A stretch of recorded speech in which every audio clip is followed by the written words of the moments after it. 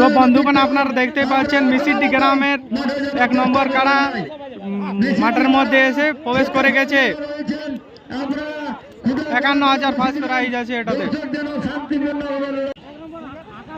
তার দিন হচ্ছে 16 মার্চ